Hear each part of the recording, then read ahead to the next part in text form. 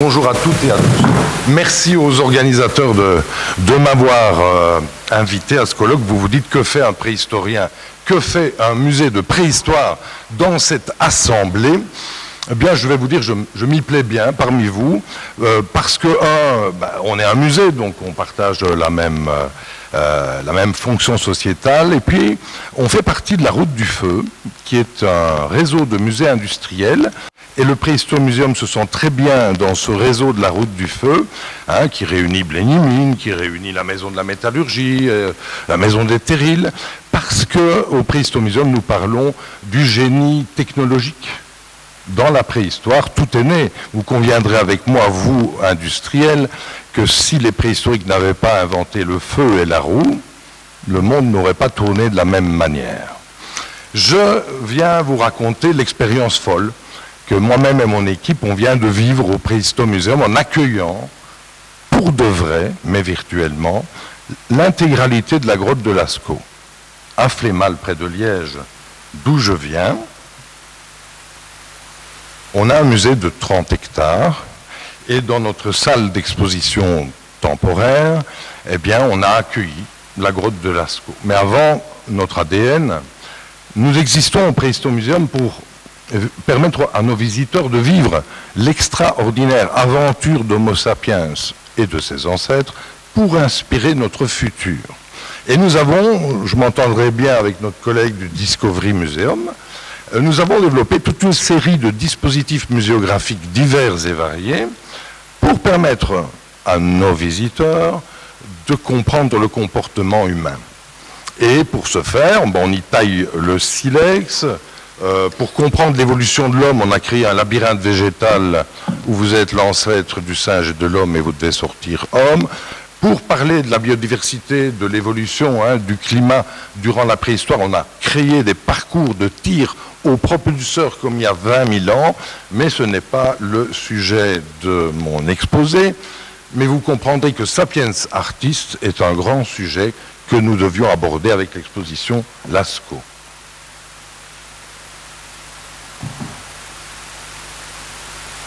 Mais avant, en tant que préhistorien, je voudrais témoigner devant vous que la virtualité dont on a beaucoup parlé aujourd'hui existe depuis que la conscience humaine a entrepris de rêver.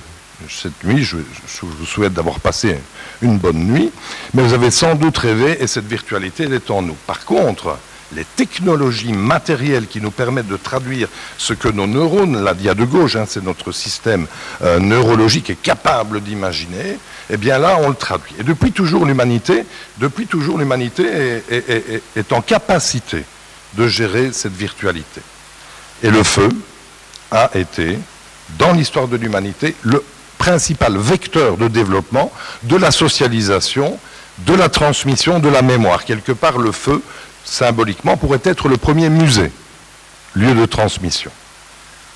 La deuxième chose que je veux dire, c'est qu'au Préhistomuséum, on a mis la technologie comme un média. C'est principalement cette technologie qui nous sert à parler de la préhistoire. Quand je vous fais tailler le silex, eh bien, vous prenez une leçon de modestie, on parle de technologie. Mais toutes les technologies, on a, avec l'équipe pédagogique, créé ce modèle du comportement humain, et même les nouvelles technologies dont on parle aujourd'hui, ou l'apparition de l'agriculture, de l'élevage, on va parler de Lascaux dans une minute, eh bien, elles sont la réponse à une interaction simultanée des manières, des modèles qu'on a en tête, des matériels qu'on a à sa disposition, des mots, des règles, des lois, de ce que la société traduit et autorise au travers des normes, et de la métaphysique, qui sont les croyances que la société a, et qui conditionnent en fait tout le phénomène du comportement humain.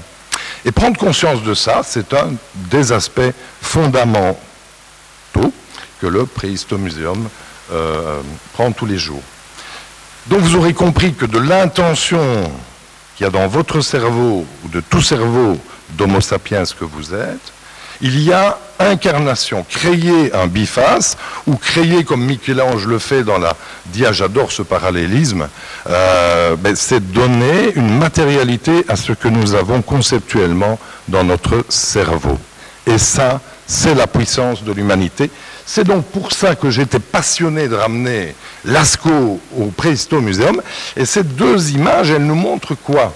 Que l'origine de l'art préhistorique est de donner une matérialité à ce qui se passe dans la tête. Et les technologies que nous embarquons avec nous aujourd'hui, ne fût-ce qu'au travers du smartphone, de la tablette ou des Oculus qu'on va voir dans un instant, ne sont que l'équivalent à l'échelle de l'humanité de l'incarnation de nos intentions.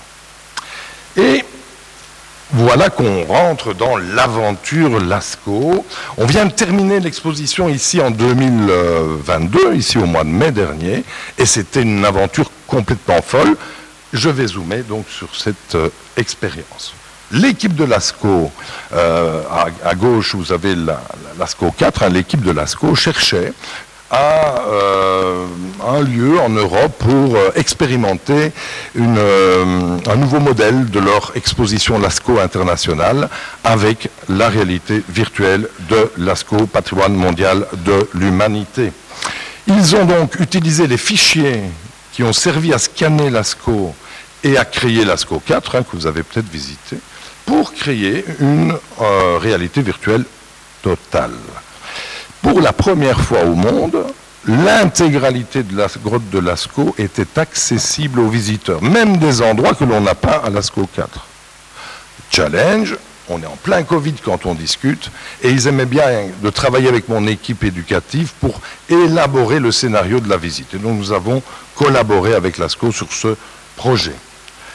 Alors ce projet, il est fou. La photo du haut vous montre une chorégraphie inédite.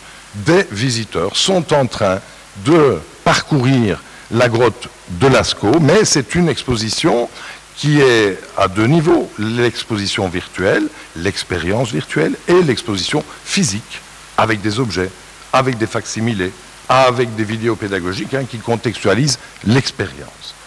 Et pour vous faire comprendre cette expérience, eh bien, j'ai choisi de vous passer une petite vidéo qui vient d'un reportage TV. Je trouve qu'elle est pas mal faite, ça dure 1 minute 30.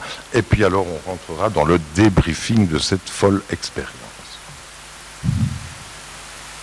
La grotte de Lascaux, comme si vous y étiez, avec ses dessins de taureaux, de bisons, ses aurochs, ses cerfs et ses félins. C'est l'expérience que propose l'exposition événement au Préhistomuséum de Flémal. Le visiteur est équipé d'un casque virtuel, il se rend à l'emplacement qui lui a été désigné. Commence alors pour lui une visite virtuelle où il va pouvoir découvrir l'intégralité de la grotte. Une expérience immersive et interactive qui transporte le visiteur dans un tunnel virtuel pendant une vingtaine de minutes. C'est complètement bluffant, c'est vraiment super d'avoir la grotte qui vient comme ça à soi. Et en plus, il y a un côté vraiment interactif parce qu'on est invité à plonger les mains dans des pigments. Et alors la beauté du site est vraiment super bien rendue. Cette exposition expérience a été mise au point en pleine crise sanitaire. Elle a été conçue pour pouvoir respecter les mesures de distanciation. Le visiteur peut découvrir, comme s'il était seul dans la grotte, ce patrimoine exceptionnel vieux de 20 000 ans. La grotte, la vraie, elle est fermée depuis 1963. Les répliques qui existent en Dordogne sont des répliques qui permettent des visites guidées. Ici, vous êtes tout seul dans la grotte de Lascaux. Vous pouvez vous arrêter et contempler ces chefs-d'œuvre de l'humanité. Même si vous alliez en Dordogne, vous ne pourriez pas voir autant Lascaux que vous allez le voir au Préhistomuséum de Flémal. Jamais un site patrimoine de l'humanité qui est fermé au public n'a jamais été montré intégralement dans une exposition. C'est une découverte époustouflante qui donne envie de rencontrer ces hommes et ces femmes de la préhistoire qui vivaient il y a 20 000 ans.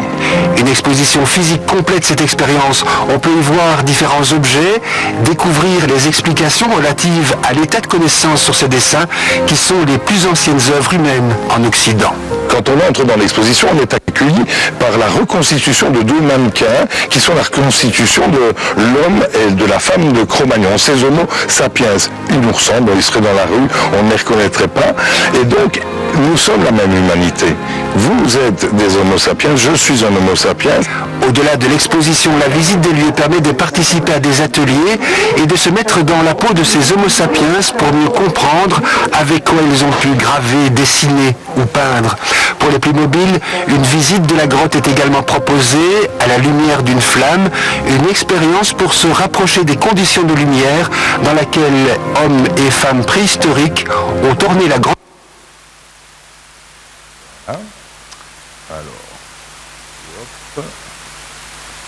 Et donc, on va faire un peu le débriefing de cette expérience. Vous l'avez compris, l'expérience virtuelle fait partie d'un tout, qui est le projet pédagogique autour de Sapiens Artist. Donc, les ateliers de médiation réalisés par les animateurs du Préhistomuseum sont très complémentaires et s'appuient sur l'expérience virtuelle. Ou l'exposition physique qui accompagne l'exposition virtuelle fait partie du système. On n'a pas fait de la virtualité pour faire de la virtualité. Ceci dit, on a été confronté à une difficulté, c'est que vous et moi, les petits et les plus de 50 ans, on est des handicapés de l'utilisation de ce genre de technologie. On a donc dû créer en cours d'exposition des tutoriels, comme vous voyez ces images, qui étaient faits pour expliquer aux gens de maîtriser l'outil qu'ils prenaient sur la tête. Ça, c'est un des aspects qu'on n'avait pas vu venir. On pensait que ça allait être beaucoup plus intuitif, beaucoup plus spontané. Ensuite, on n'avait pas non plus capté que les gens avaient peur d'une telle expérience. Et donc, on a dû les rassurer sur le fait que quand on met le casque, en fait, on échappe à la réalité du moment. Et on rentre dans cette réalité virtuelle, mais on ne sait plus où on est. On est autorisé à bouger sur des carrés de 4 mètres sur 4. Donc on doit faire des pas. Mais c'est pas confortable pour nous qui ne faisons jamais ce type d'expérience de faire des pas. Donc on a dû les rassurer en disant si vous allez trop loin, ne vous inquiétez pas, il y a un grillage virtuel qui apparaît et qui vous permet alors de rester et de faire le pas en arrière. Donc on a été confronté à notre inhabitude à expérimenter ce type de technologie. Et le green sur lequel il y avait 24 casques était vaste. 24 visiteurs simultanément pendant 20 minutes vivaient l'expérience, mais quand ils avaient un problème technologique, ils levaient la main et quelqu'un de notre équipe allait à sa rencontre pour solutionner le problème. On n'avait pas du tout vu venir qu'on allait être face à ce défi technologique qui est en fait que nos visiteurs ne sont pas encore au niveau de pratique de ce genre de challenge technologique. Alors, si on évalue rapidement l'expérience, les petits-enfants avaient peur. 5, 6, 7 ans. Être tout seul, parce qu'on est tout seul, même si maman est à côté à 1 mètre, mais comme on a mis le casque, on ne le sait plus, ils avaient peur. Alors l'équipe du Préhistomuseum a trouvé des vraies solutions. La maman donnait la main pendant que l'enfant avait le casque sur les yeux et ça a permis aux plus petits de rentrer dans l'expérience, mais on n'avait pas non plus compris qu'on allait avoir un effet de solitude et qui allait créer de réelles peurs chez les petits. À partir de 8 ans, ça roulait. Attention que les plus de 50 ans, ça devenait problématique. Alors la question des lunettes, etc. Et on est rentré dans des difficultés techniques autour de ça. Bien sûr, on a eu des gens de 90 ans qui ont apprécié follement leur expérience, qui se couchaient lorsqu'on devait regarder le plafond, parce que c'est ça qui est fabuleux avec la réalité virtuelle et le casque, c'est qu'à un moment donné, vous vous couchez pour regarder le plafond. Lorsque l'interaction dans le scénario, on a créé un guide de la grotte, parce que si on vous balance tout seul dans la grotte de Ramul, la grotte de Lascaux, fût-elle virtuelle, vous êtes tout seul, vous ne savez pas par où aller. Donc avec l'équipe de Lascaux, on a créé un guide qu'on appelait l'esprit de la grotte, cette boule que vous avez aperçue dans le film et qui vous guide. Alors c'était génial la technologie. Vous regardez le guide, il vous emmenait 20 minutes chrono pour faire le tour guidé avec le guide, mais si vous quittiez le guide du regard, vous étiez en capacité de passer un quart d'heure tout seul à contempler la grotte de Lascaux. Et donc on a vu que les 50 ans, les plus de 50 ans, pas tous, était un peu en difficulté par rapport à cette intuitivité qu'il faut avoir pour utiliser ce type de technologie.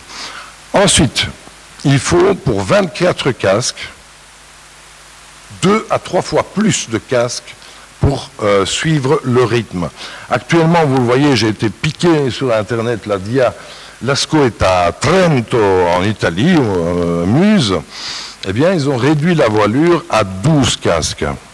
On a vraiment essuyé les plâtres au Préhistomuseum parce que la logistique, la technicité est vraiment complexe. Alors, vous êtes gestionnaire de musée comme moi, vous savez qu'il faut aussi des jauges et qu'on doit calculer tout ça.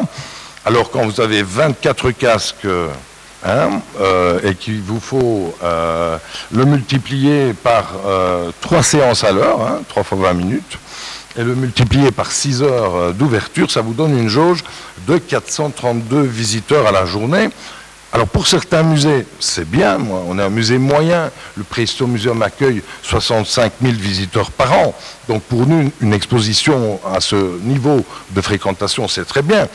Mais si vous êtes une grosse institution et que vous avez des ambitions à 1000, 2000, 3000 visiteurs par jour, ce type de dispositif n'est absolument pas adapté. Et au contraire, il va frustrer les visiteurs qui n'auraient pas l'accès. And so visitors don't have access. Alors, on a dû, bien sûr, on était en Covid, mettre les réservations online. Et on a été confronté à un problème, le temps. Le visiteur arrive dans l'expérience en disant « quand c'est mon tour ?» 3 séances toutes les 20 minutes. Et donc on a mis en place des beepers, comme quand vous achetez une frite dans un restaurant, là, d'accord, on leur donnait le beeper, de façon à ce qu'ils puissent visiter et profiter du moment. Sinon, ils allaient tous faire la file, quitte à attendre 40 minutes. Donc on a été confronté à des difficultés de gestion qu'on n'avait pas vues. Le beeper a été une solution. Maintenant, ces pannes fréquentes, il a fallu mettre 2 personnes en permanence dans l'exposition pour accompagner l'expérience virtuelle. Au départ, on avait dit impossible. Trop de stress, trop compliqué. Et actuellement, pour les 12 casques à Trento, ils sont à 3 personnes pour accompagner l'expérience. Et vous imaginez que tout ça coûte beaucoup d'argent. Ça, c'est une photo qui vient aussi de Trento pour le moment, mais il y a aussi des effets positifs. Rien que de proposer la visite virtuelle de Lasco a amené 20 000 visiteurs nouveaux au Préhistomuseum, mais on s'en réjouit. Et même des visiteurs inhabitués au musée, que l'expérience technologique intéressait. Donc il y a quand même là quelque chose d'intéressant. Alors, c'est un énorme plus pour la médiation, mais je rappelle qu'il y avait des process de médiation autour, mais on pouvait s'appuyer sur l'expérience individuelle, le ressenti, l'émotion du visiteur. Imaginez que quand, dans la visite virtuelle, l'esprit de la grotte vous proposait de plonger votre main dans de la peinture et vous pouviez peindre vous-même sur la grotte de Lasco, que vous pouviez souffler, comme ils ont utilisé les techniques d'aérographe. Enfin, c'est des trucs magiques. Alors qu'on reprenait ça en médiation, c'est fabuleux, le potentiel. Évidemment, vous amenez Lasco au patrimoine mondial dans votre musée, votre musée devient patrimoine mondial le temps de l'exposition. C'est un must, c'est quelque chose en notoriété. Et les recettes, avec une tarification accessible, 14, 11, 9 euros, eh bien, ont dopé les recettes. C'est une excellente année pour le Préhistomuseum que 2022 avec cette expérience-là. Je vais conclure avec quelques réflexions qui me sont venues d'avoir vécu cette expérience de nouvelles technologies au Préhistomuseum. Ah oui, mais avant, ce serait à faire, je le referai, mais avec du matériel plus professionnel. Oculus est un matériel de salon. C'est pas prévu pour faire un usage aussi intensif. Le temps que les technologies se développent, on en trouvera et ça pourra se faire. C'est une charge de stress énorme pour l'équipe. Je ne veux plus reproduire une exposition aussi folle parce que mes équipes, elles ont été formidables, mais c'était chaud de chez chaud. Et si je refais de la réalité virtuelle, je la conjuguerai toujours avec de la réalité physique. avec l'authenticité du musée.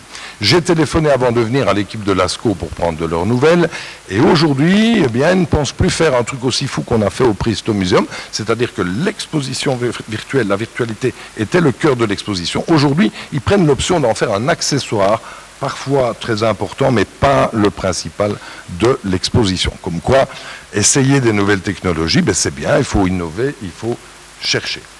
Je conclus. Avec les nouvelles technologies, on a des nouvelles perceptions de l'espace et du temps. Lascaux était à Flémal. On a une nouvelle perception du réel. Et ça nous donne la possibilité d'expérimenter l'inédit, c'est-à-dire de nouvelles émotions, de nouvelles façons d'apprendre, de nouvelles représentations mentales. C'est énorme le potentiel que ces technologies et les mondes virtuels nous offrent. Expérimenter l'invisible, on peut aller enfin dans l'infiniment petit, dans l'infiniment grand. On peut rentrer dans les ressources de la connaissance. On peut créer de la coopération en intelligence collective et la conservation virtuelle. On peut en plus expérimenter l'indicible, faire que le musée puisse rentrer dans la culture scientifique en expérimentant la gestion du doute scientifique, voir la réflexion philosophique que l'on peut avoir à partir de ces collections. On peut créer, grâce à la virtualité, des communautés patrimoniales nouvelles, d'un nouveau type. Enfin, on peut protéger le patrimoine. Un site archéologique, pour les sites archéologiques, je suis archéologue, préhistorien, un site archéologique remblayé, qui est un beau champ de blé, est plus facile à conserver qu'un site archéologique mis en valeur et qui est en plein air. Et demain, que ce soit pour le patrimoine mobilier aussi, ça réduira notre empreinte CO2, puisqu'on ne sera peut-être plus obligé de se déplacer dans un site ouvert qui coûte cher à la maintenance et qu'on pourra rester dans son salon et découvrir le patrimoine. Je vous remercie de votre attention.